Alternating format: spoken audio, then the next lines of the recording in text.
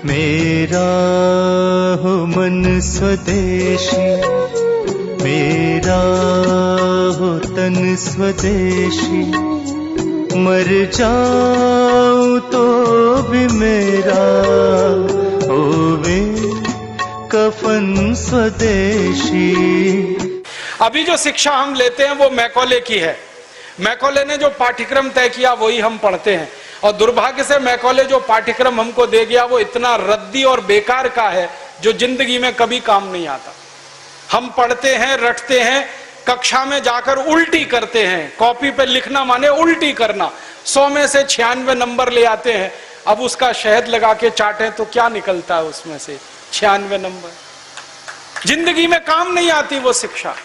मैं मेरा उदाहरण देता हूं, सालों साल मैंने पढ़ाई की, मेरा जीवन खराब किया।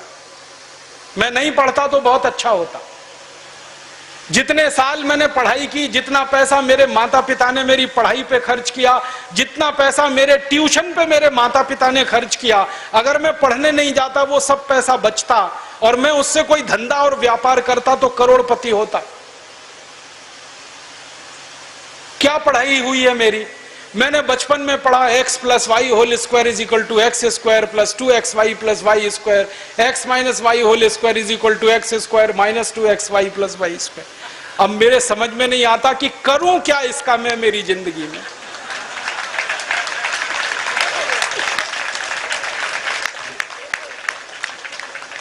मेरे गणित के प्रोफेसर ने मुझको पढ़ाया, मैंने रटा, रट रट के दिमाग खराब किया, घंटों घंटों बर्बाद किए, किलो किलो कागज मैंने लिख लिख के खराब किए, और वो मेरी जिंदगी में आज तक काम नहीं आया। x + y होल स्क्वायर क्या करूं मुझे मालूम ही नहीं।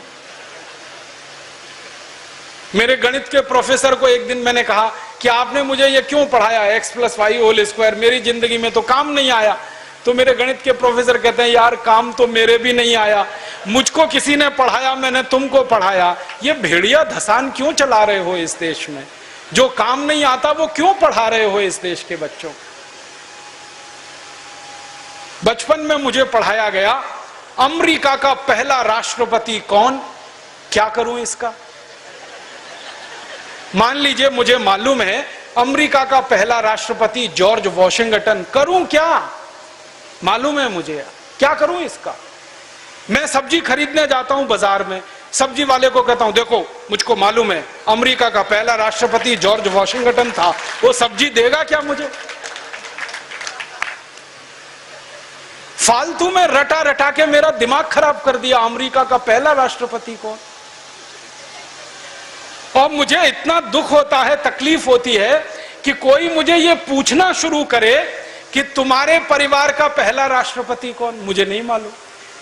मेरे परिवार के राष्ट्रपति से मतलब मेरे दादा, दादा के दादा, दादा के दादा, दादा, कहीं से हमारा कुल शुरू हुआ ना, तो मेरे कुल का पति माने मेरा पहला पिता, वो कौन नहीं मालूम। और अमेरिका का पहला राष्ट्रपति मालूम है। और मुझे तो इतना दुख होता है कि अमेरिका का पहला ही राष्ट्रपति नहीं मालूम, 250 राष्ट्रपति मालूम है मुझे उनके, और मेरे कुल के 2.5 आदमी के नाम नहीं मालूम मुझे। मेरे पिताजी का नाम मालूम है, उनके पिताजी का, उसके आगे बढ़ता हूं तो सब ब्लैंक हो जाता है, याद ही नहीं मुझे। क्या करना है ऐसी शिक्षा से? काम की क्या है ये? बचपन में मुझको पढ़ाया कनाडा का क्लाइमेट कैसा, कनाडा का, भारत का नहीं, कनाडा का। कनाडा की जलवायु क्या है, क्या करूं उसका कनाडा की जलवायु का?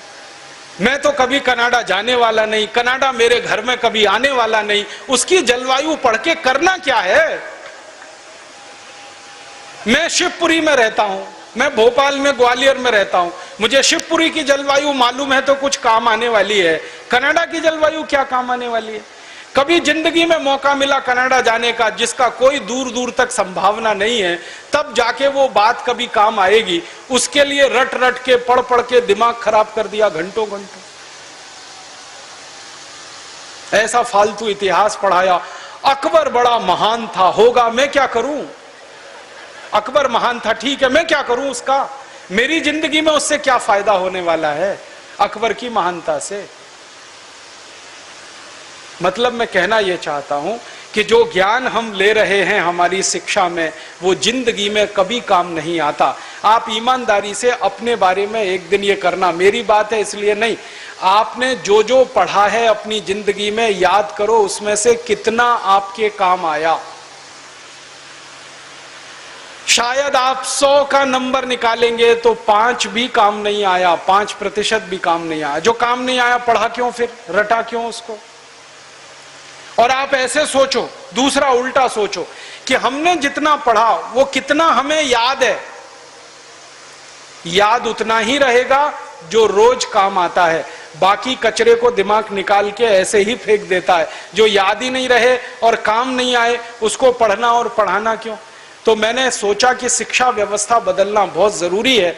हमारे बच्चों के ऊपर इतना बोझा हो गया है, इस बोझे ने बच्चों को खत्म कर दिया।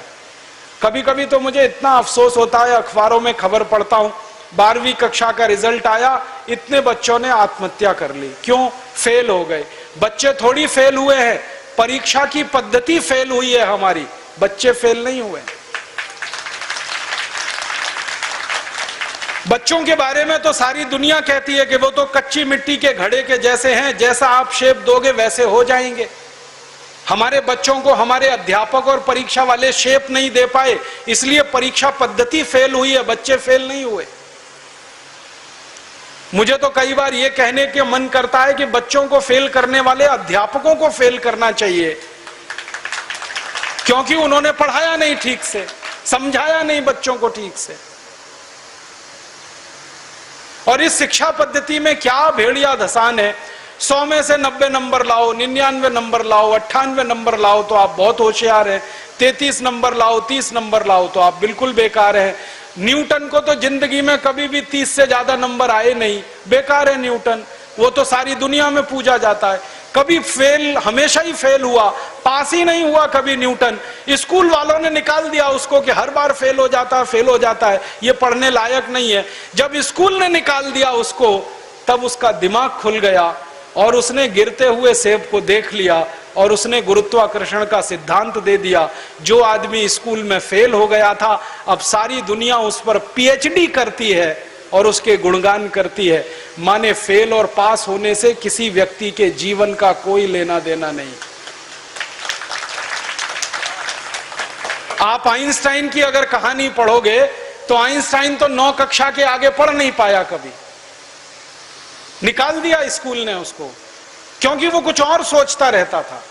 स्कूल ने निकाल दिया और निकालने के बाद सारी दुनिया में E = mc² का जो सिद्धांत दे दिया, सारी दुनिया उसका गुणगान करती है और एक ऐसे आदमी को पूछती है जो स्कूल में 9 क्लास के आगे बढ़ा ही नहीं। मतलब मैं कहना चाहता हूं, 9 पढ़ जाए, 10 पढ़ जाए, 12 पढ़ जाए, 16 पढ़ जाए, इससे कुछ लेना देना नहीं। ज्ञान जो है ना, डिग्रियों से नहीं तौला जाता है। ज्ञान अलग चीज है, डिग्रियां बिल्कुल अलग चीज है। मैं तो इसी देश की कहानी देखता हूं। धीरूभाई अंबानी 9 क्लास फेल हो गया, पेट्रोल पंप पे नौकरी करना शुरू किया और रिलायंस नाम का एक एम्पायर खड़ा कर दिया जो सारी दुनिया में 4.5 लाख करोड़ का है। 9 क्लास फेल आदमी 4.5 लाख करोड़ का एम्पायर खड़ा करके छोड़ गया। इसका माने ज्ञान का डिग्री से कोई संबंध नहीं है।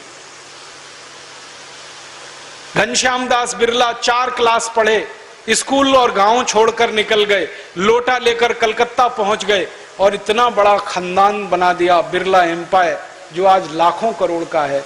4 क्लास पास आदमी ने किया। बिरला जी कहा करते थे कि क्लास पास करना कोई महत्व की बात नहीं है जीवन की तुलना में।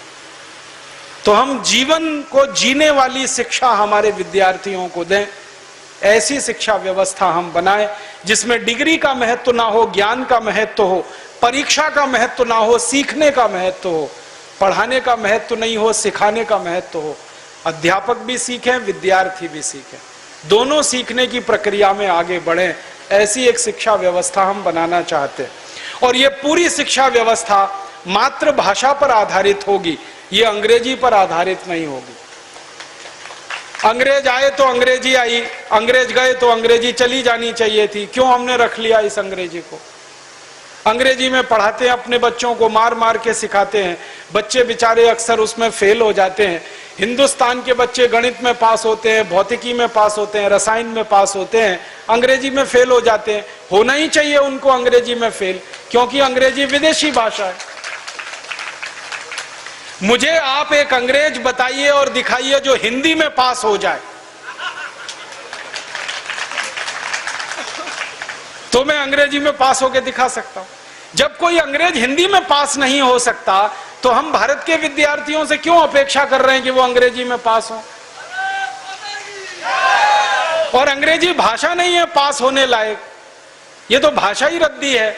इस भाषा का इतिहास जब मैंने पढ़ा, 5वीं शताब्दी में तो ये भाषा आई, माने मुश्किल से 1500 साल पुरानी है। हमारी भाषा तो करोड़ों साल पुरानी है, संस्कृत, हिंदी, मराठी, तमिल, तेलुगु, कन्नड़, मलयालम, ये तो 1500 साल पुरानी है। और दुनिया की सबसे रद्दी भाषा है अंग्रेजी, जिसकी कोई अपनी व्याकरण नहीं है जो शुद्ध हो और ठीक